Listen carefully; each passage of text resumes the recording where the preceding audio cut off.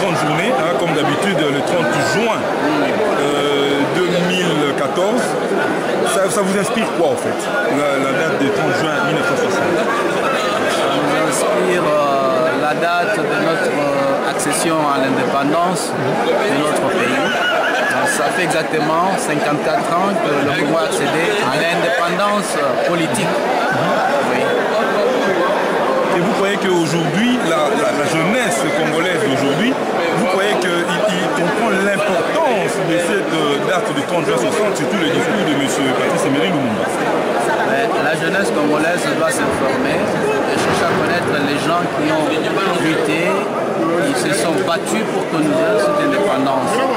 Et les aînés qui sont là, ils ont aussi le devoir de mémoire pour aider les jeunes qui sont en train de grandir, pour qu'ils sachent d'où nous venons et qu'est-ce qu'on a enduré pour que l'on arrive à parler aujourd'hui de l'indépendance de notre pays.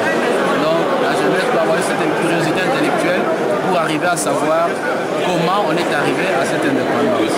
Mais là, vous avez parlé des aînés, mais j'ai entendu tantôt votre collègue a signifié que l'élite congolaise aujourd'hui était irresponsable. Mais comment est-ce que cette jeunesse-là peut compter sur un groupe d'irresponsables qui dirige la République démocratique du Congo aujourd'hui? Bon, bien sûr, en général, nous avons une élite pourrie.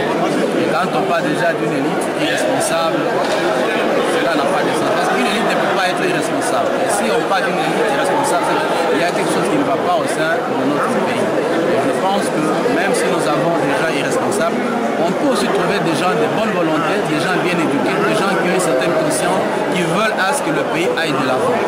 C'est sûr et certain qu'il y en a parmi les Congolais qui se battent pour un vrai Congo, un Congo de vie. Il y en a, on ne peut pas en manquer. Et on peut miser sur des gens pareils pour arriver à pouvoir faire quelque chose avec la jeunesse.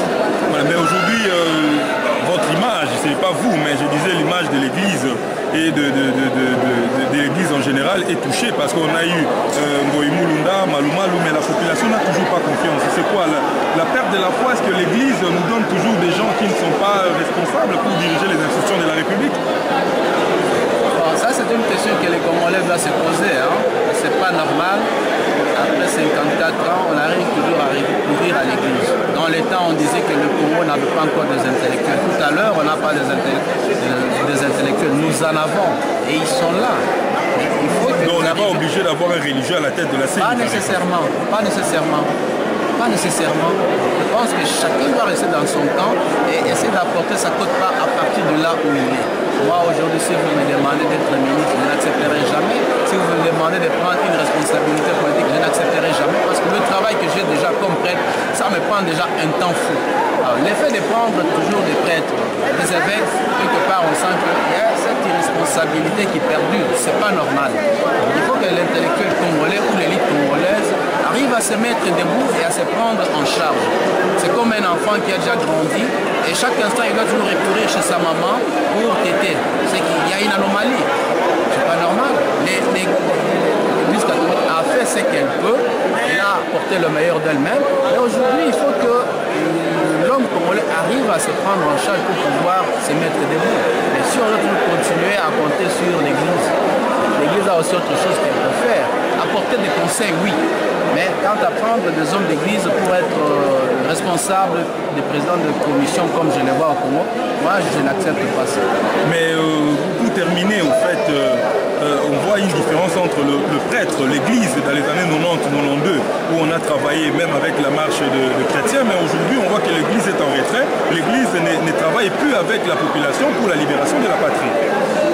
L'église continue à apporter sa quote-part, hein. On ne peut pas dire que l'église ne le fait pas. L'église continue à faire quelque chose pour que... Donc on peut espérer avoir une marche comme celle du 16 février 92? Bien sûr, il faut toujours vivre dans l'espérance, parce que si on tombe dans la désespérance, c'est fini, tous les efforts, ça va s'envoler.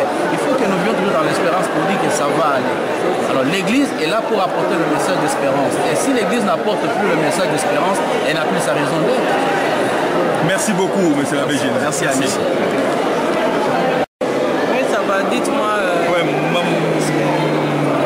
bon, bandeko nde bomoni tozali na maman Justine. Na maman Justine azali na biso awa. Tokotuna ye mwa mituna mibale misato po touti na ye na messe ya Épiphanie. Messe ya groupe Épiphanie et organisaka tous les 30 juin. Maman Justine Mbote. Mbote.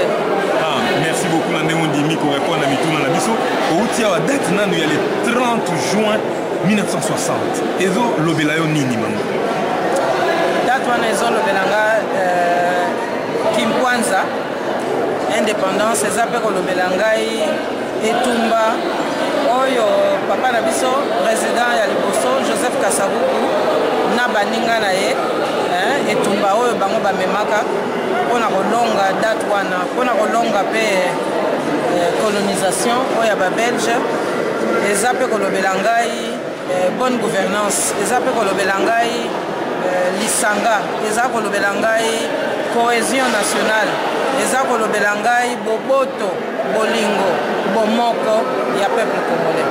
Mais ndenge nini babiloko tu ya malamu oyo tangi bomoko bolingo ya peuple congolais mais lelo oyo bilenge ya moi ya lelo mpona nini bango mpe baza kobunga te mpo Kimpwanza na bavaleur oyo ti kotanga ezala possible lelo na mboka na biso wana ngai nakoki kosala jugement na bato te eloko tokoki kaka kosenga congolais nyonso tu oyo ayebi ke ezali mabele ya bakoko na biso congolais nyonso tu aza na devoir ya kotelemela mboka wana congolais nyonso tu azali na devoir ya kosala oyo nyonso tu ekoki mpo mboka na biso ekende liboso mais badifficulté nyonso tu oyo eza na mboka na biso lelo oyo toza kovivre tous les jours baexpulsion baviol des femmes et tout ça mais yo oza politique monene oyo toyebi yango tolingi toyizwa bwanye epa na yo lolenge kani tosengeli kose comporte bacombattant bazolanda yo neti na moi ya lelo tosala nini mpo tokokisa victoire oyo tozali koluka ti lelo ezali kokoma te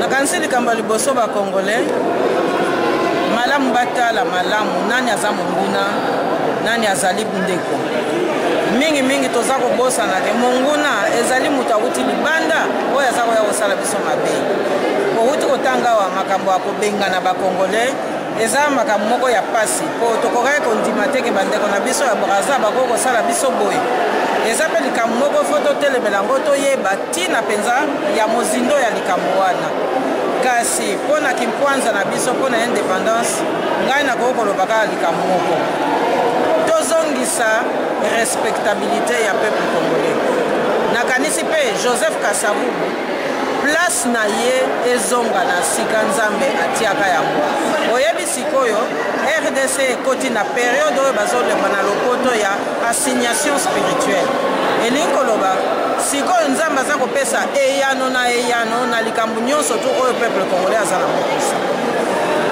malamu mama wana ezalaki mpona 30 juin 60 kasi lelo tozali kosepela mpe misala minene oyo cardinal Malula asalaki mpona mboka na biso eloko nini esimbi yo to yo okangi na papa cardinal Malula papa cardinal Malula ya solo asalaki mosala mingi mpona koafrikanize église na biso asalaki mpe mingi mpona kotombola bana ya Kongo boyebi ke bana mingi bakendaka na poto kotanga na bourse oyo cardinal Malula apesaka yango wana nakanisi lelo oyo ezali likambo moko ya esengo mpona kopesa ye lokumu kasi tokoki mpe kobosana te baoyo balandi ye baza mpe kolanda lokolo wana cardinal Malula alakisaki mpe biso ndenge nini tokoki kodefendre mboka na biso mpo kobosana te atiaki tembe na mobutu na bamakambo mingi atiaki tembe na mobutu mpona kolakisake nzela oyo mobutu azalaki komema mboka ezalaki ya malamu te yango wana nakanisi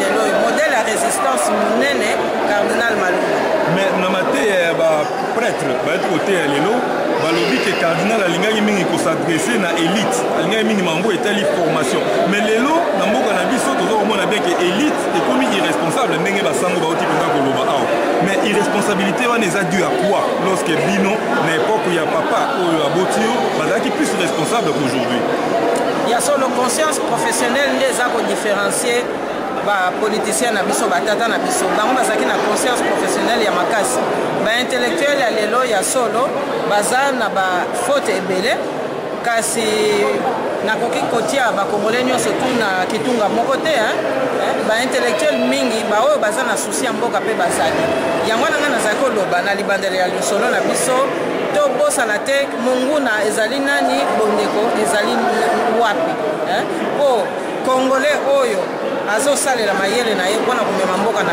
liboso yende wana tolandela yende wana tokumisa yende wana tosoutenir kasi nakanisi ndenge oza koloba boyo ndenge oza na likanisi sur nkombo ya moto moko oyo aza komema mboka liboso mpona tomoni ndenge oza koyebisa peuple te naza kolobela mpona baintellectuel ndenge otuni ngai baintellectuel na biso esengeli toyeba banani baza na susi ya mboka banani baza na susi ya mboka te soki tomoni intellectuel aza na susi ya mboka bosoutenir ye ekoki kozala intellectuel oyo azosala mosala zamba ekoki kozala intellectuel oyo azosala mosala monganga ekoki kozala mpe intellectuel oyo azosala mosala politike soki ati mpenza elike na mosala na ye soki mpe ati gouvernance respect ya peuple congolais na kati ya mosala na ye nakanisi congolais ya modele wana tokoki kotika ye na nsima te. Mama Justine Kasavubu, merci beaucoup na ndenge oyambaki biso na ndenge ondimaki koyanola na biyano na biso. Merci mingi, merci nzamba pambola bino. Namba la sima, merci. Merci mingi.